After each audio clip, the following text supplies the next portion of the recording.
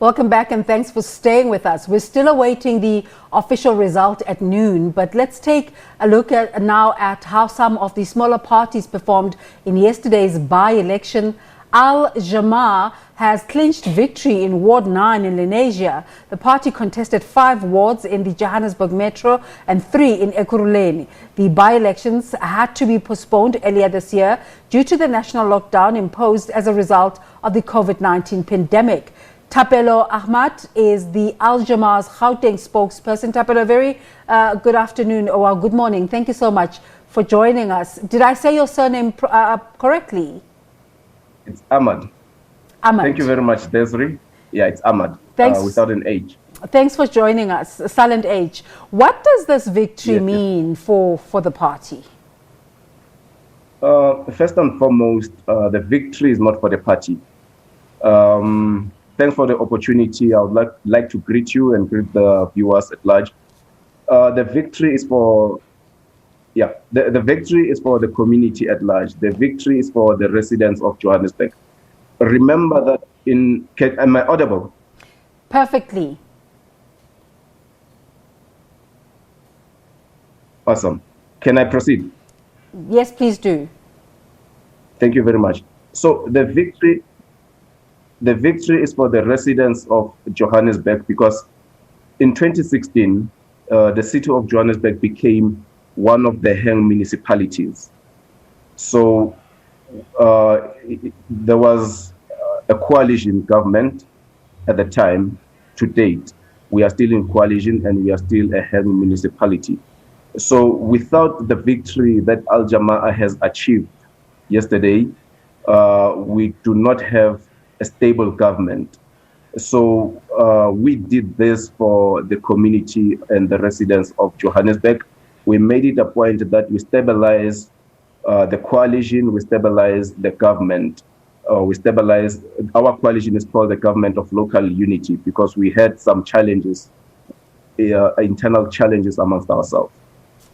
You were speaking about the composition of the city of Johannesburg, and we have a copy here.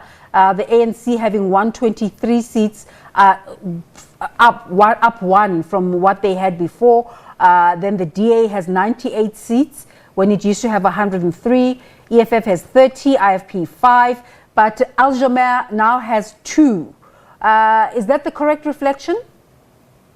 It is the correct reflection. As GLU, the Government of Local Unity, inclusive of other parties that you didn't highlight on your paper, we are sitting at one. We were sitting at 133. I think the ANC has won 2 seats, which makes it 135. And then we, as AlJamar, we won a seat, which rather it makes it 136. Yes, 136, and then including the seat that we've won yesterday, we are sitting at 137. I think, yes. Well, how does this speak to the kind of influence you can have in the proceedings? And before you answer me, I just want you to hold on to your thoughts. I want to bring in an analyst. The Independent Electoral Commission is expected to announce the results of the 2020 by-elections later today. Thousands of South Africans across the country cast their ballots for local councillors yesterday. The IEC has expressed satisfaction at the way in which voting took place across the country. While we have Thapelo also live with us, let's now welcome from Zoom political analyst Professor Ivor Sarakinsky. A very good morning to you. Thank you so much for joining us from Wits University, the Governance School. Prof, what has been the most important factor in these by-elections that you think South Africans had to look at when they decide who should govern them? Well, there are a number of trends here. Turnout is uneven, and that suggests that voters are disenchanted with all political parties.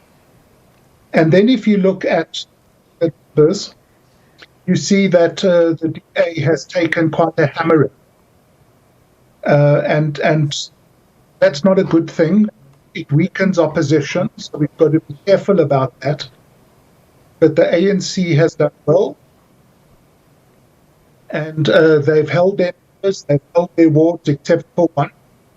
And the DA has got quite a hiding in JB Marks Municipality Northwest. And the Freedom Front has one ward. And that suggests that the appeal to the right white voter hasn't worked. The Freedom Front has consolidated that constituency, and those voters aren't coming back to the DA. So in a nutshell, that's a high-level overview of the numbers so far. Take us through your observation on the by-election, starting from the campaigning of the political parties and the conditions that they had to work under with COVID-19 at play. Yes, the environment wasn't great, and it did impact on campaigning. Although AlJamar in Lenasia put out quite an impressive campaign, and it might be that there's a public relations expert who's a part of their machinery and takes credit for that. So there were obstacles, but it doesn't mean that you couldn't campaign. And it looks as if by-elections generally don't receive the attention they ought to, but it seems as if parties might have rested on their laurels instead of getting stuck in to mobilize votes. And that might partly also explain the low turnout, especially in some wards. Well, we know you're rushing off to another meeting, so let's let you go. But thank you so much for making the time to speak to us today. Just before you go, we're on the line now with Thapelo from AlJamar. What are your thoughts about their fortunes in this election? Well done to them. They ran a very good campaign, and they deserve full credit for that. It also shows that the DA is losing hold of non-white voters. They're losing white voters to the right, and they're losing the non-racial vote as well. And that should suggest to them that turn to their recent strategic and their policy agenda is not resonating with voters, and that might be cause concern to them. But full credit to AlJamar for seeing the gap, taking and mobilizing the community. That's what local politics is about. Well, Prof. Sarakinsky, thank you so much for talking to us this morning. Thanks for making the time. Real pleasure. Thapelo, let's go back to our conversation with you. The Prof says you ran a good campaign. Your thoughts about how you got here? Thank you very much. We, as the Prof said, we have identified a niche, or rather an opportunity, and we knew that our candidate is a credible individual in that particular community.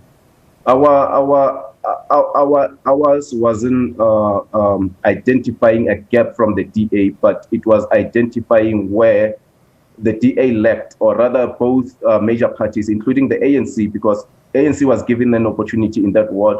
They failed. The voters were very critical, and they shifted their votes to the DA. The DA failed, and what made it worse was the councillor whom was entrusted by the vote. He left the community hanging. He ditched the community. And then we identified that, and we were there for the community. That's why the community has shifted the vote and entrusted AlJamar to represent them. Ours is a direct representation of the community. We are there to represent the community. We want to mobilize the community and understand the issues surrounding that area, God will. So your new representative there, Councillor Imran Musa, what are the plans going in? And do you agree with the professor that you're part of the narrative that there's a continued decline of Democratic Alliance's presence in municipalities? In the context of the ward that we have won, I don't think it's about the DA. It's about the voters being critical and pragmatic. Because hence I said, I alluded that the ANC was also given a chance. So it is for minority parties to showcase. It is for the minority parties to represent the community direct. It's for the minority parties to understand the plight of the community so that they can spearhead change into those particular communities. The context is very important in this space and time. So I don't want to outright say it is because of the vacancies of the DA, but I would like to give credit to the community at large, the people who came out in numbers, and they made it a point that the government in Johannesburg, in the city of Johannesburg, it's stable, and then their voice will be directly represented by AlJamar in the council. So someone on Twitter commented that the reason why parties such as yourselves have come out victorious is because in colored and Indian communities, people change their minds, unlike people who are bent on voting for the ANC no matter what the circumstances. What's your response to this kind of assertion? That much is true. I agree with the statement, because in my view, when we identified the ward, we clearly understood that the people in that ward are very critical. They do not have blind loyalty to a political party.